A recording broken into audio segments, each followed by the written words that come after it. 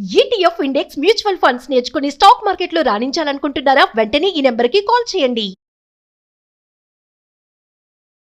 నమస్తే, welcome to Suman TV. నేను మీ సంజయ్. ఈరోజు మనతో పాటు ఉన్నారు Telangana high court advocate KV Ramarao గారు. సార్తో మాట్లాడి కొన్ని విషయాలు తెలుసుకుందాం. నమస్తే సార్. నమస్తే సంజయ్ గారు. ఎలా ఉన్నారు సార్? బాగున్నారండి? బాగున్నాండి సార్, ఈ మధ్యకాలంలో చూసుకుంటే గవర్నమెంట్ స్కీముల కన్నా బయట జరిగే స్కామ్లు ఎక్కువైపోతున్నాయి.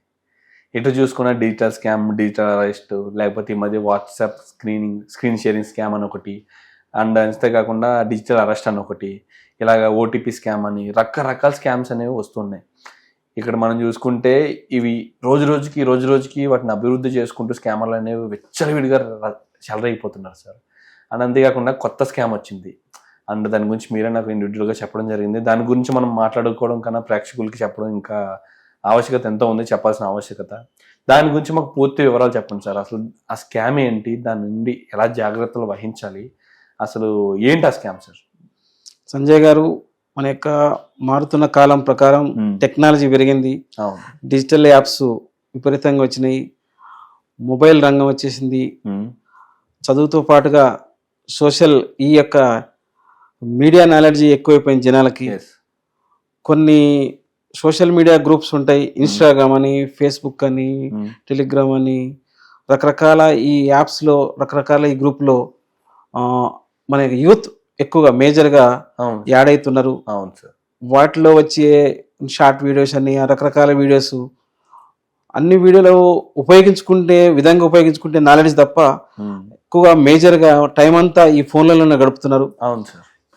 ఈ యొక్క విధానాన్ని కనిపెట్టి కొంతమంది యూత్ని ఎలా మభ్యపెట్టాలి, యూత్ని ఎలా వాళ్ళ దగ్గర డబ్బులు కొట్టేయాలని స్కామ్స్ ఎక్కువైపోయినాయి. చాలామంది కొంతమంది యూత్లో యొక్క వాళ్ళ ఫేస్బుక్, ఇన్స్టాగ్రామ్ యొక్క ఫ్రెండ్స్ సర్కిల్, వాళ్ళ యొక్క మెసేజ్లు, వాళ్ళ గ్రూప్స్ చూస్తారు. వీళ్ళు సైబర్ క్రైమ్ చేసేవాళ్ళు చూసి వీళ్ళు ఎక్కువ ఎవరిని ఫాలో అవుతారు, వీళ్ళు సింగిల్ పర్సనా, వీడు ఎట్లాంటి వ్యక్తి, వీడికి డబ్బులు ఉన్నాడా, వీడి హోదా ఏంది, స్టేటస్ ఏంది, ఇవన్నీ చూసుకొని వాడి మీద ఎర వేస్తారు. వీడు ఎక్కువ కొంతమంది నైట్ టైం ఫోన్స్, చాలా మంది బ్యాచిలర్స్, కొంతమంది అవుట్ ఆఫ్ రూమ్స్ లో ఉండే పిల్లలు, జెంట్స్ ఫోన్లో నైట్ టైం అంతా ఆన్లైన్ లో ఉంటారు, చూస్తుంటారు. వాళ్ళకి ఏం చేస్తారంటే లేడీస్ ద్వారా డైరెక్ట్ వాట్సాప్ కాలు, లేకపోతే మెసెంజర్ కాలు, లేకపోతే ఇన్స్టాగ్రామ్ కాలు, ఫేస్బుక్ లో కూడా మెసెంజర్ కాలు, ఇట్లాంటి కాల్స్ చేస్తారు. ఫస్ట్ ఏం చేస్తారంటే ఒక జస్ట్ జనరల్ ఒక లేడీ మెసేజ్ చేస్తా, హాయ్ అని ఇట్లా మెసేజ్ చేస్తూ, నేను సో అండ్ సో, నేను సింగిల్, మీతో ఇంట్రెస్ట్, ఇట్లాంటివన్నీ చాట్ చేస్తుంటారు. చాట్ చేస్తూ డైరెక్ట్ గా వాట్సాప్ కాల్ చేస్తారు. వాట్సాప్ కాల్ చేసినప్పుడు వీడు ఆల్రెడీ ఒకసారి ఆమెతో చాట్ చేసి ఉంటాడు కదా, ఆమె దోస్తే అన్న ఉద్దేశంతో వెళ్ళిపోయి వీడు వాట్సాప్ కాల్, లైవ్ కాల్స్ ఎత్తుతాడు. ఆ లైవ్ కాల్స్ ఎత్తినప్పుడు మనోడికి తెలవక మాట్లాడుతుంటాడు. అవతల ఒక లేడీ, యంగ్ లేడీ న్యూడ్గా ఉంటుంది. ఒక 15-20 సెకండ్లు ఆమె కావాలని లైన్లో పెట్టి మాట్లాడుతుంది. తెల్లారేసరికి అదంతా రికార్డ్ చేసుకుంటారు, ఇటు ఫేస్ టు ఫేస్, ఇటు ఫేస్ టు రికార్డ్ చేసి ఆయనకి వీడియో పంపిస్తారు. ఇది పరిస్థితి, నువ్వు ఒక అమ్మాయితో ఇట్లా న్యూడ్గా బిహేవ్ చేసినావు, ఆమెను ఇట్లా ఇబ్బంది పెట్టినావు, కాబట్టి మీదంతా నీ ఫ్రెండ్ సర్కిల్, నీ ఫేస్బుక్లో ఉన్న ఫ్రెండ్స్కి, మీ రిలేటివ్స్కి, నీ వాట్సాప్ వాళ్ళందరికీ పంపిస్తాం, ఇంత అమౌంట్ మాకు ఇస్తే ఓకే, బయటికి రాదు అని అట్లా బేరాలో దిగుతారు. ఈ లోపల జనరల్ లౌక్యం, నాలెడ్జ్ లేని యూత్ ఎక్కడ రిలేషన్స్ కి, ఫ్యామిలీకి, ఫ్రెండ్స్ కి తెలిసిపోద్దనే పరువుతో వాళ్ళు అడిగినంత అమౌంట్ ఇస్తూ పోతుంటారు. ఇది దాదాపుగా కొంతకాలంగా జరుగుతుంది, కానీ ఇంకా అవేర్నెస్ రాలేదు. చాలా మంది యూత్, చదువుకునే స్టూడెంట్స్ కానీ, చిన్న ఎంప్లాయీస్ కానీ, సాఫ్ట్వేర్లు ఉండేవాళ్ళు కానీ, ఈ యొక్క నాలెడ్జ్ లేక ఎవరైతే ఇట్లా న్యూస్ కాల్స్ రాగానే, వాళ్ళని తెల్లారి ఫోన్లు రాగానే, అసలు ఇంకా మనం డిజిటల్ అరెస్ట్ కూడా చూసాం.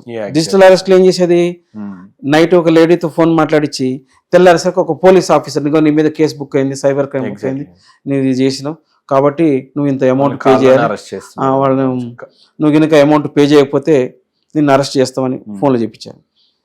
ఈ రకంగా నడుస్తున్నా కూడా ఇదంతా తెలిసి కూడా చాలా మంది అమాయకులు వాళ్ళ యొక్క స్కామ్ లో పడిపోతుంది. Exactly sir. అండ్ మీరు అన్నట్టుగానే ఆ వీడియో కాల్ స్కామ్ లో చూసుకుంటే సార్, తను ఒకసారి లిఫ్ట్ చేసిన తర్వాత అక్కడ ఏం జరుగుతుందో తెలుసుకునే లోపే అంత అయిపోతుంటుంది. వాళ్ళు రికార్డ్ చేస్తుంటారు, ఈ లోపనే వాళ్ళు బ్లాక్మెయిల్ చేస్తుంటారు.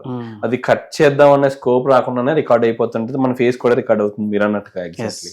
అండ్ ఇప్పుడు ఈ స్కామ్ ఎంత డేంజరో చెప్పారు, ఎంత ఇరుక్కుంటే ఎంత ప్రమాదం అనేది మీరు చెప్పారు. అండ్ ఇలాంటి భయంకరమైన స్కామ్ నుంచి బయటపడాలంటే లేదా ఇరుక్కోకుండా ఉండాలంటే ఎలాంటి జాగ్రత్తలు వహించాలంటారు? వాస్తవంగా మేజర్గా యూత్ కొంతమంది సాఫ్ట్వేర్ లైఫ్ ఎంప్లాయీస్ మ్యారేజ్ కానీ వాళ్ళు మేజర్గా ఇరుక్కుంటారు. మ్యారేజ్ అయినాక కూడా కొంతమంది అవగాహన లేని, లౌక్యం లేని, తెలివి లేని మేల్ జెంట్స్ ఈ స్కామ్ లో ఇరుక్కుంటారు. ఇది ఇరుక్కోకుండా ఉండాలంటే ముందు ఇలాంటి వాటికి దూరంగా ఉండాలి, ఇలాంటి వ్యసనాలకు దూరంగా, ఇది కూడా ఒక టైప్ వ్యసనమే, ఇలాంటి వాటికి దూరంగా ఉండాలి. ఏదైతే మన అన్నోన్ నెంబర్స్ వస్తాయో ఆ నెంబర్స్, ఆ ఫోన్ కాల్స్ లిఫ్ట్ చేయొద్దు. ఈ చాటింగ్లు ఇవి కూడా, ఈ టైప్ చాటింగ్లు చేసే వాళ్ళంతా నిజంగా అవతల లేడీ కాదు, జెంట్సే నిన్ను లైన్ లో పెడతారు. పెట్టి నువ్వు కరెక్ట్ గా సిస్టమ్ లైన్ లోకి వచ్చిన అన్నప్పుడు ఇంకొక లేడీని పెట్టి ప్లాన్ చేసి నిన్ను వీడియోలు ఇరుక్కుస్తారు. కాబట్టి మనం అవగాహనతో ఉండాలి. ఇలాంటి ఫోన్ కాల్స్, ఇలాంటి ఫోన్స్ లిఫ్ట్ చేయకుండా ఉండటం చాలా ఉత్తమం. ఎవరైతే నీకు ఫోన్ చేసి డబ్బులు ఇవ్వు లేకపోతే మీ వాళ్ళకి పంపిస్తాము అన్నారో, అనగానే ఎమ్మటే ఎక్కడ ఏ ఫోన్ నెంబర్ వచ్చింది నీ దగ్గరలో ఉన్న పోలీస్ స్టేషన్కి పోయి కంప్లైంట్ ఇచ్చి వాళ్ళ ద్వారా ఎంక్వైరీ చేపించి అలాంటి వ్యక్తులు పట్టించాలి. చాలా మంది అవగాహన లేక భయపడిపోయి వాళ్ళు అడిగినంత డబ్బులు ఇస్తూ పోతున్నారు. ఇస్తూ పోతుండటం వల్ల ఇలాంటి వ్యక్తులు ఇంకా స్కామ్ చేసే వ్యక్తులు పెరుగుతారు. కాబట్టి తప్పో ఒప్పో జరిగిపోయిన దానికి భయపడకుండా వాళ్ళు చేసే ఇబ్బంది ఏమీ లేదనుకుని వాళ్ళకి పోలీసులకి ఇన్ఫార్మ్ చేయాలి, కేసులు పెట్టించాలి. చాలా మంది ఇంకా కొంతమంది భయపడిపోయి ప్రాణాలు తీసుకుంటున్నారు. కుటుంబాల్లోకి, ఫ్యామిలీస్ కి, వేరే వ్యక్తులకి, ఫ్రెండ్స్ కి తెలిస్తే పరువు వద్దనే బాధతో చాలా మంది ఆత్మహత్యలు చేసుకుంటారు. సార్ దీనిపై అవగాహన లేనంత కాలం ఎలాంటి వాళ్ళు ఎంతమంది బలవుతూనే ఉంటారు సార్. నిజంగా ఒకసారి ఇస్తూ పోతుంటే వాళ్ళు ఇస్తున్నారు కదా అని చెప్పేసి ఇంకా వాళ్ళ దగ్గర నుంచి లాగుతూనే ఉంటారు డబ్బులు. ఎలాంటి స్కామ్లో వీళ్ళినంత వరకు ఇరుక్కోకపోవడం బెటర్.